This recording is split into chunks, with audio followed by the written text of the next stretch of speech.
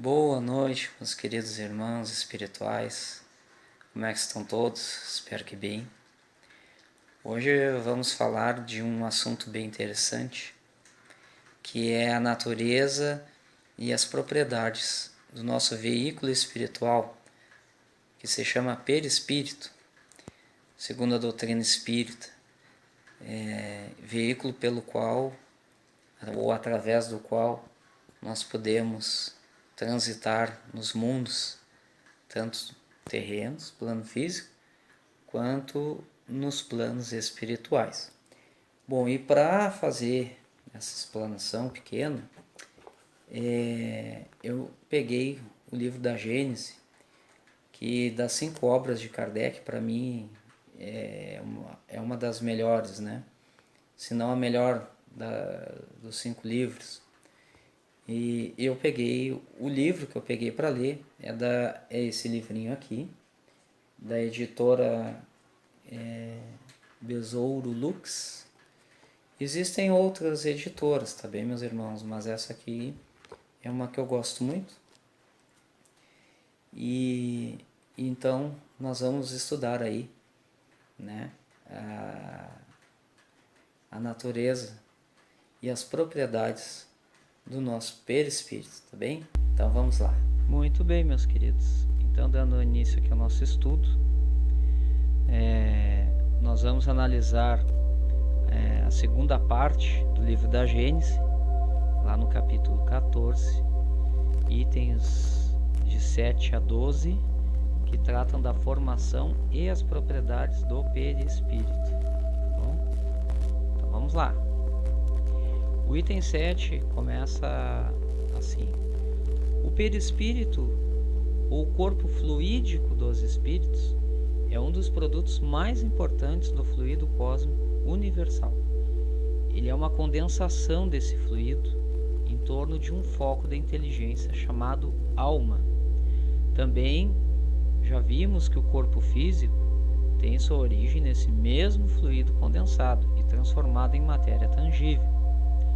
No perispírito, a formação molecular ocorre de modo diferente, uma vez que o fluido cósmico universal conserva sua imponderabilidade e as suas qualidades etéreas. Assim, o corpo perispiritual e o corpo físico têm origem no mesmo elemento primitivo, e podemos dizer que ambos são matéria, ainda que em 2 estados diferentes. Bom, aqui Kardec, né, através da mensagem dos espíritos, ele coloca, ele conceitua, né, que o perispírito nada mais é que o corpo fluídico de um espírito, né? E o perispírito, como a gente já viu em outros vídeos, né, em outros estudos, ele dá uma certa forma ao espírito, vamos dizer assim, né? E é ele que, depois do desencarne do corpo físico, que acompanha o espírito, tá? E aqui ele diz, ainda no primeiro parágrafo, né, aquela parte que diz: é uma condensação desse fluido em torno de uma inteligência chamada alma. Ou seja, dentro da doutrina espírita, a alma é o espírito encarnado. Bem? Bom, outra questão aqui muito tranquila, né, que a gente já sabe, mas que ficou claro, é que tanto o perispírito quanto o corpo físico, eles têm a mesma origem, que é o fluido cósmico universal. A diferença é que um se condensa de tal maneira que fica mais denso, né, fica materializado, e o outro fica num estado etérico, vamos dizer assim, né, porém é matéria, não é? É isso aí. Muito bem, vamos adiante. Os espíritos extraem o seu perispírito do meio em que se encontram, ou melhor, eles formam esse envoltório a partir dos fluidos que encontram no ambiente onde são chamados a viver. Disso resulta que os elementos que constituem o perispírito devem variar conforme os mundos.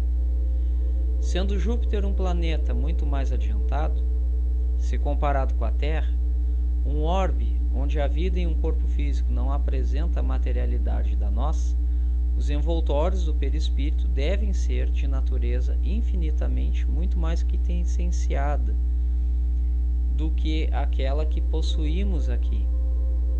Ora, assim como não poderíamos viver em Júpiter com o nosso corpo físico, os nossos espíritos também não poderiam viver lá com o perispírito formado pelos fluidos que envolvem a Terra.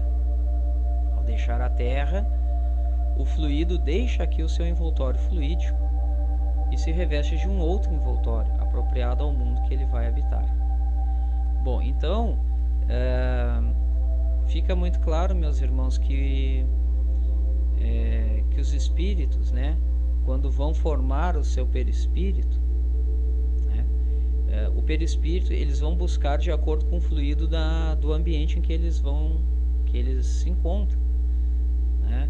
Então, por exemplo, em mundos onde os orbes são muito mais quintessenciados ou muito mais refinados, eles vão usar aquela matéria daquele ambiente, porque não é lógico que se fosse matéria diferente eles conseguiriam se adaptar ali, né? Então, por exemplo, um espírito que vai encarnar na Terra, obviamente que ele vai formar o seu perispírito para se encaixar num corpo físico, colhendo matéria do fluido do ambiente terreno, né? Se ele for encarnar em Júpiter, por exemplo, ele vai colher o fluido daquele ambiente. Ou se for em outra galáxia, enfim, né? Por quê? Porque ele precisa se adaptar, né? O perispírito liga o espírito no corpo, né? É o veículo para ele poder chegar no corpo físico.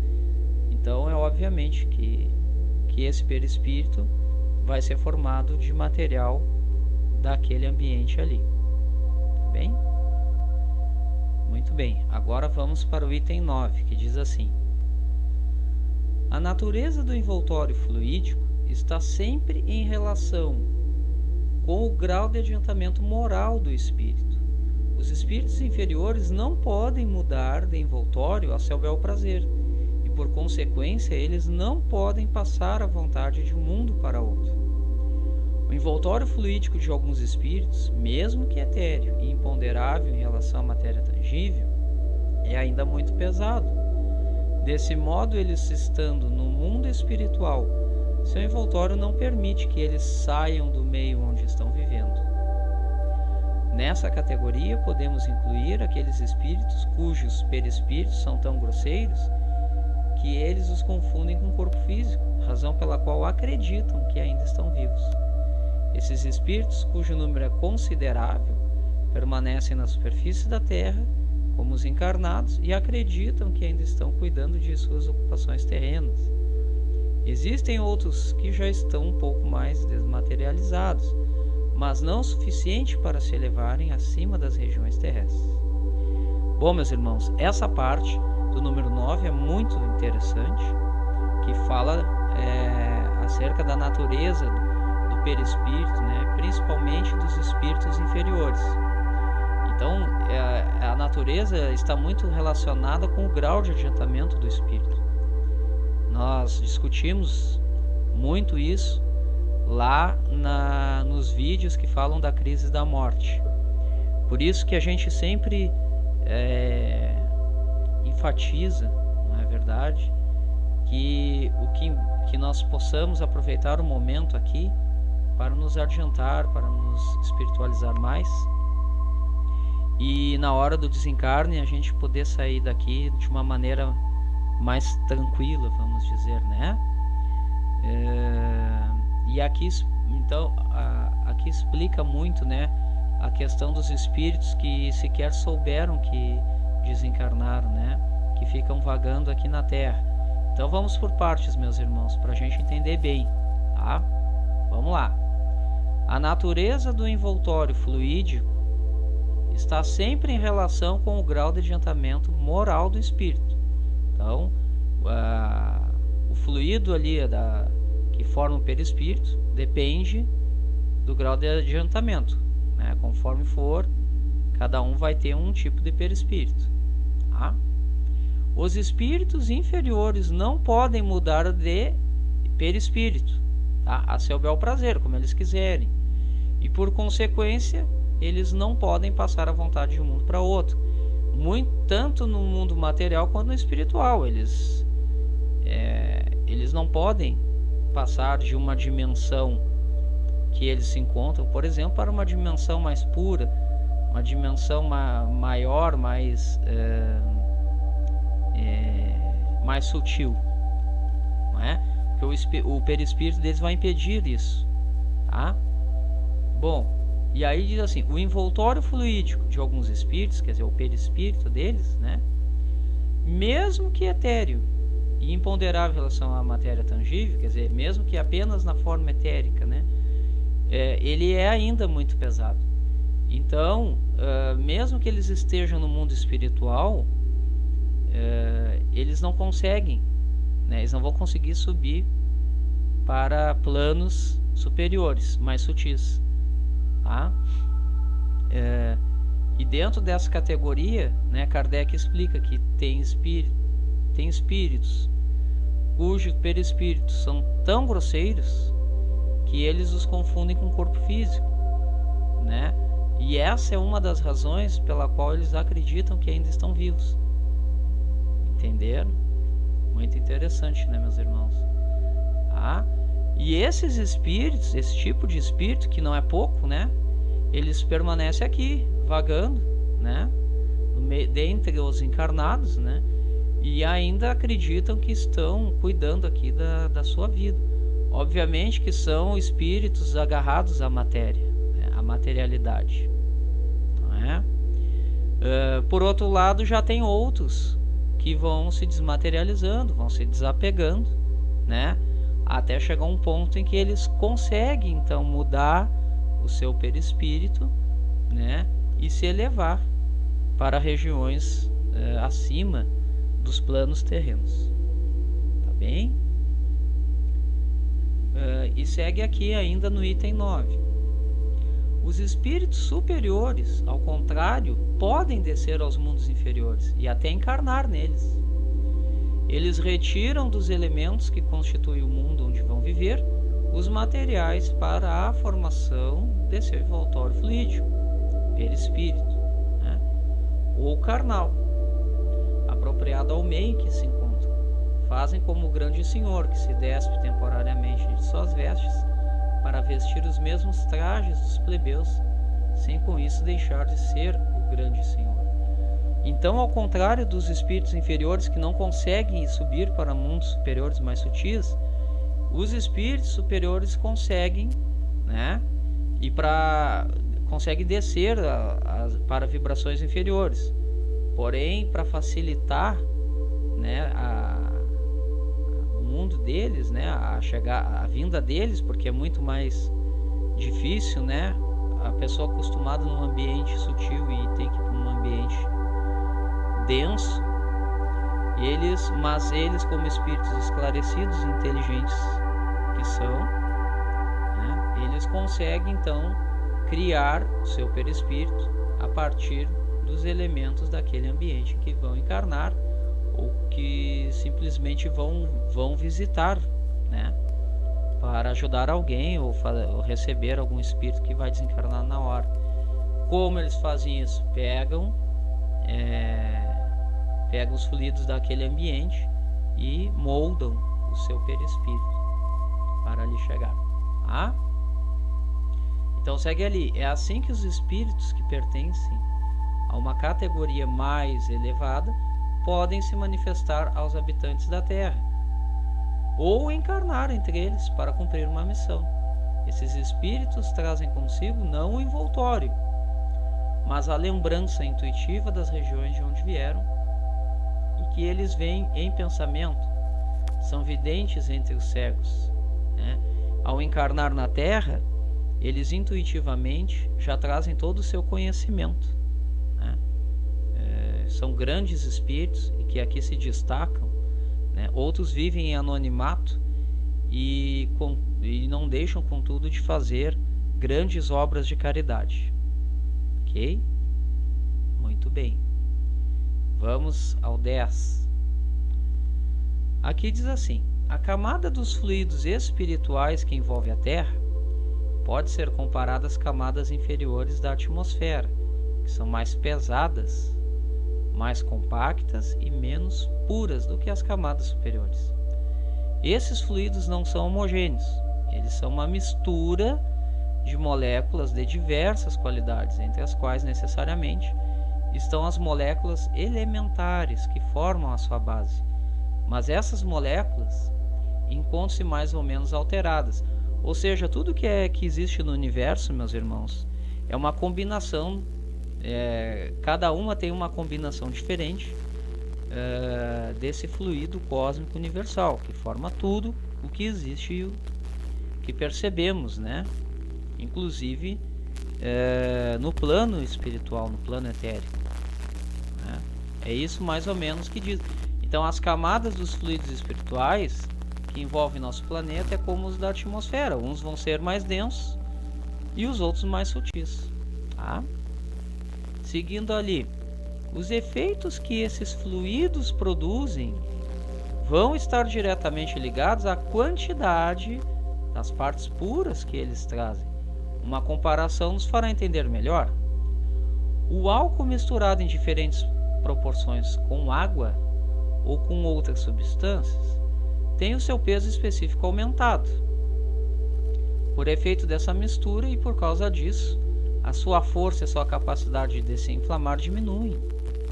Mesmo que na mistura total continue existindo álcool puro.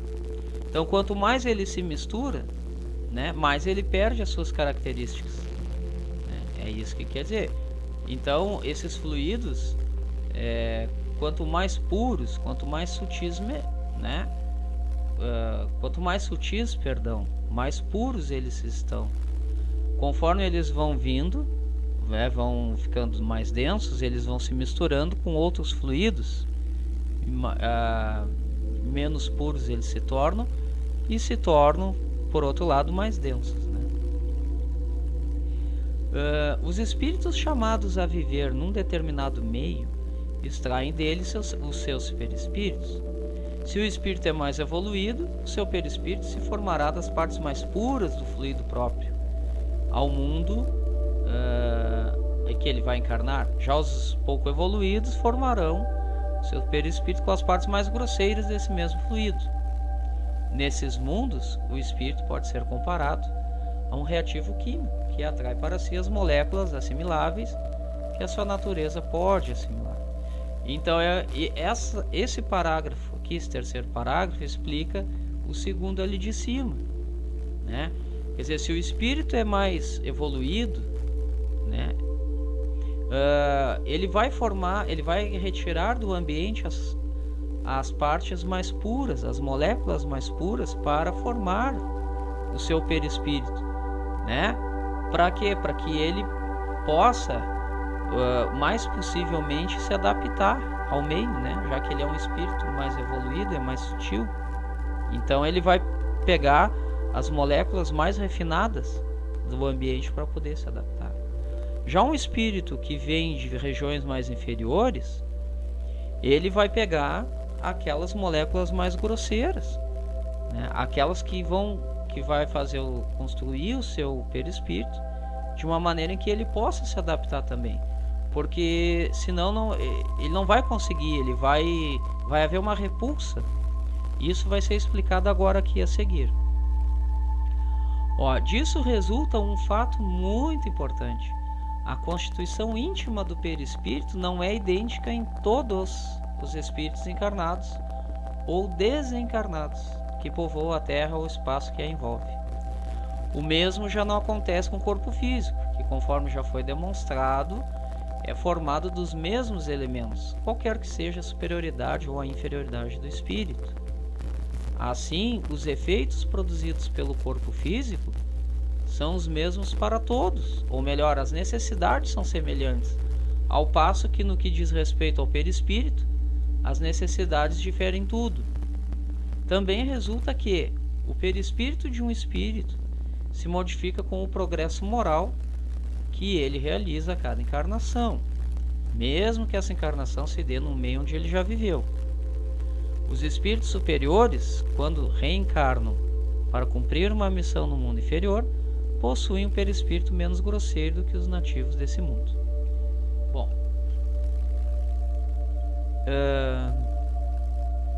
aqui Kardec nos coloca então essa diferença, né, de um perispírito, a diferença do perispírito, né, com o corpo somático, o corpo físico, né. Na parte espiritual, né, a constituição desse perispírito, ele é diferente de um espírito para outro conforme o seu grau de adiantamento, porque as necessidades não são as mesmas do corpo físico, né?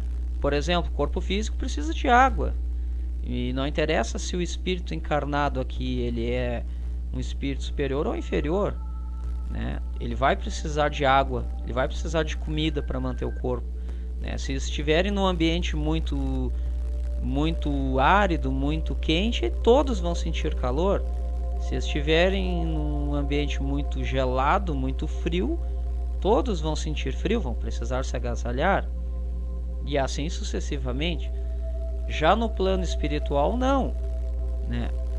Se um espírito superior, para poder sobreviver, se adaptar àquele ambiente, ele vai precisar colher fluidos mais puros, moléculas mais puras daquele ambiente, né? E o espírito inferior vai precisar de moléculas mais grosseiras, porque ele vai precisar de um perispírito o mais denso possível para poder se adaptar ao seu espírito, à sua vibração, não é?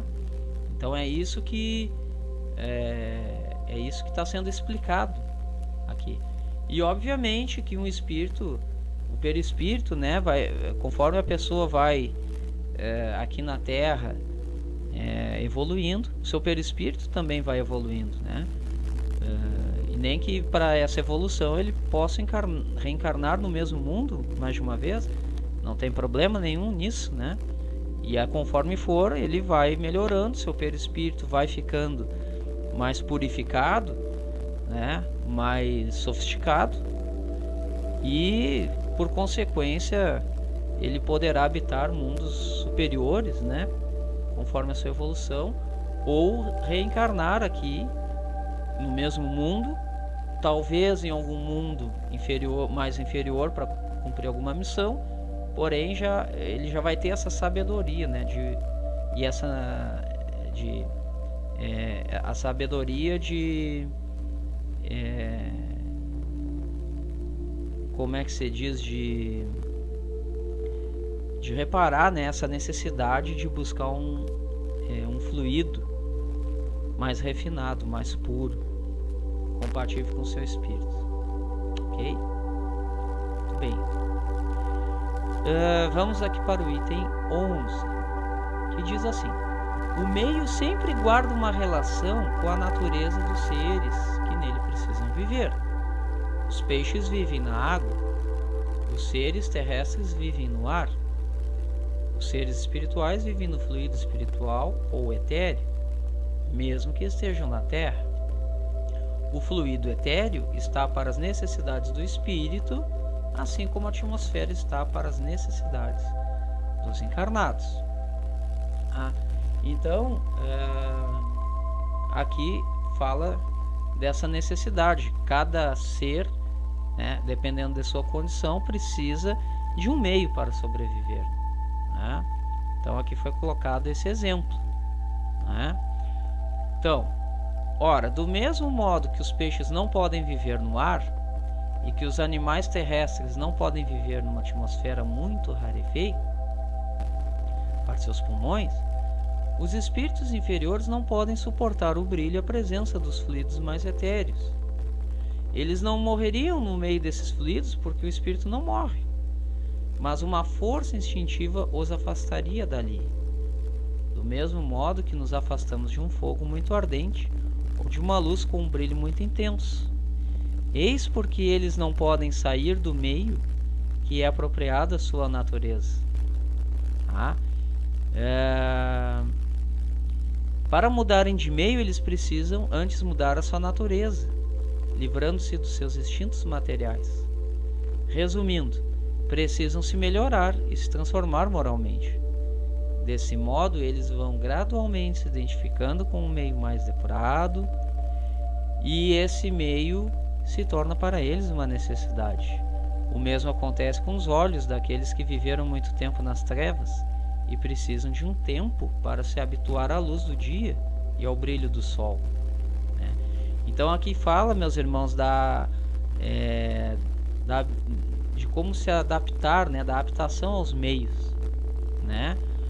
Um espírito inferior, ele não vai conseguir se adaptar, por exemplo, à luz, né? E ao brilho, vamos dizer assim, dos ambientes mais sutis, porque ele está acostumado na escuridão, nos ambientes densos. É como a gente sair de um ambiente muito escuro e sair direto no sol, nossos olhos doem, né?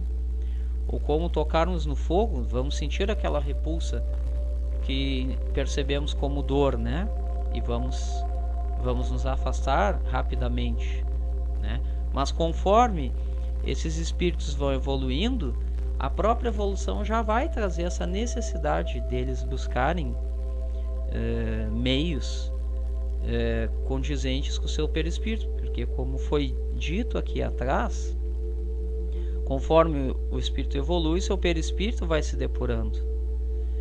Então, se o perispírito vai se depurando, vai se purificando, e obviamente que o próprio espírito vai sentir a necessidade de buscar um meio que se adapte à sua condição atual, não é mesmo? Bom, então vamos aqui para o item 12, que é o último, que diz assim: assim tudo se liga, tudo se encadeia no universo.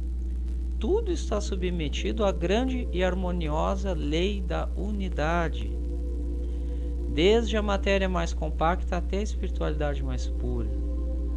A Terra é como um vaso de onde escapa uma fumaça espessa que vai clareando à medida que se eleva e cujas parcelas rarefeitas se perdem no espaço infinito. Ou seja, onde tudo começa denso e aos pouquinhos vai se sutilizando. O poder divino brilha em todas as partes desse grandioso conjunto, e no entanto pretende-se que Deus, para melhor atestar o seu poder, não contente com o que já fez, venha perturbar essa harmonia. Querem rebaixá-lo ao papel de mágico, produzindo efeitos infantis, dignos de um ilusionista, e como se não bastasse, ousam-lhe dar como rival em habilidade o próprio Satanás. Na verdade, jamais se rebaixou tanto a majestade divina, e os homens ainda se admiram que a incredulidade aumente. Vocês têm razão quando dizem: a fé se vai. Mas a fé que se vai é a fé em todas as coisas que ofendem o bom senso e a razão. A mesma fé que antigamente provocou a seguinte sentença: vão-se os deuses. Bom, meus irmãos, aqui na verdade acaba sendo uma crítica, né, de Kardec. Até eu não vou entrar no mérito disso, porque não é o caso do nosso estudo, né? Mas assim, numa síntese bem apertada, é uma crítica, né? Aquelas pessoas que querem um milagre, que querem uma mágica, muitas vezes esperam, né, uma mágica de Deus, ou enxergar a fé como uma questão assim, né? Sendo que aqui no mundo, segundo o Kardec, não há milagres, né? Aquilo que enxergamos muitas vezes como milagres são causas naturais que ainda não conhecemos, né? Então, ele diz que tudo no universo é perfeito, então não tem o que se mudar. Que muitas vezes o homem quer mudar isso, né? Coloca a culpa em Deus por muitas coisas, mas que não há o que mudar, né? Deus não faz mágica, né? Deus é soberanamente justo e amoroso, né? Existe uma lei de causa e efeito, né? Então está tudo em harmonia, está tudo perfeito, né? Muitas vezes quando não percebemos as coisas, acabamos perdendo a fé por não entendermos a natureza divina, por não buscarmos compreender por que muitas coisas acontecem conosco, né? Por isso que sempre dizemos, não somos vítimas, não há vítimas, né? Deus não nos trata com maldade, com castigos, né? Às vezes querem coisas coisas que não materiais ou outras coisas que não se consegue e botam a culpa em Deus e na espiritualidade em geral. Então, o que Kardec diz que está tudo certo, que não há que se mudar aqui, né? E que além disso ainda os homens, muitos botam culpa em Deus e outros inventam, criam, né? Um Deus, sei lá, um ser com tamanha habilidade como igual a Deus, né? E chamam de Satanás, enfim, né? Mas o próprio Satanás, nós sabemos, né, meus irmãos, está dentro de nós e se chama ego. Então, esse Satanás é que nós devemos nos cuidar. Não tem nenhum Satanás lá fora. O que existe, Satanás está dentro da nossa cabeça, da nossa mente. E é aí que nós devemos cuidar. E ainda no final, quando ele diz, né? Vocês têm razão quando dizem a fé se vai. Óbvio. Qual é a fé que se vai, né? Aquela fé cega. Aquela fé que tudo se fazia, a tudo se submetia, muitas vezes a absurdos requisitados por homens como nós, pecadores, tudo em nome de Deus ou dos deuses, não é? Então, essa fé realmente ela chegou a um ponto que não dá mais. Então a fé ela tem que ser feita sempre dentro da razão e do bom senso. A fé racional, aquela fé que nós buscamos. Então é isso que o Kardec coloca aqui para todos nós, entendermos os fundamentos, o porquê das coisas, procurar, como disse, compreender a natureza divina, né? E só assim, através dessas buscas, é que a gente consegue entender um pouco disso, no sentido de que tudo o que acontece, todos os fenômenos são fenômenos naturais e não se tratam, como dissemos, de milagres, né? Os milagres são apenas fenômenos que ainda não conhecemos, ok? E por fim, Kardec termina aqui, né? Mas a fé nas coisas sérias, a fé em Deus e na imortalidade da alma, está sempre viva no coração do homem. E por mais que ela tenha sido sufocada pelas inúmeras histórias vulgares com que a oprimiram, ela se reerguerá mais forte, desde que se sinta libertada de tudo isso, tal como a planta que enfraquecida se reergue de novo, logo que é banhada pelo sol. Libertada do que, meus irmãos? Dos dogmas, né? A fé livre, que é a fé que nós, humildemente, os buscadores, buscamos. A fé livre de dogmas, né? A fé baseada num Criador, numa inteligência suprema e que nos criou, né? E que criou o mundo no qual estamos inseridos, que possuímos a sua essência, né? E que por isso somos imortais. Nisso nós acreditamos, né? E que estamos em constante estado de evolução, né? Kardec termina: sim, tudo é milagre na natureza, porque tudo é admirável e tudo dá o testemunho da sabedoria divina. Esses milagres são para todos aqueles que têm olhos de ver e ouvidos de ouvir, e não para proveito apenas de alguns. Não existem milagres no sentido que comumente atribuem a essa palavra, porque tudo decorre das leis eternas da criação, e essas leis são perfeitas. Então é isso, meus queridos. Aqui acabou, né, falando que nós já havíamos comentado ali um pouquinho para trás. Mas aí está as qualidades, né, e a natureza do nosso veículo etérico, né, o qual levaremos após nossa desencarnação para poder transitarmos em outras dimensões. Está bem? Muito bem, meus queridos. Então, esse foi mais um vídeo. Espero que vocês tenham gostado. Uma grande explicação, né, a respeito do nosso perispírito. E espero que vocês compreendam bem. Qualquer dúvida, vocês podem nos procurar, conversar conosco. Estamos aí. No mais, desejo um feliz final de semana para todos. Muita paz, muita luz, muita prosperidade material e espiritual para vocês. Super abraço.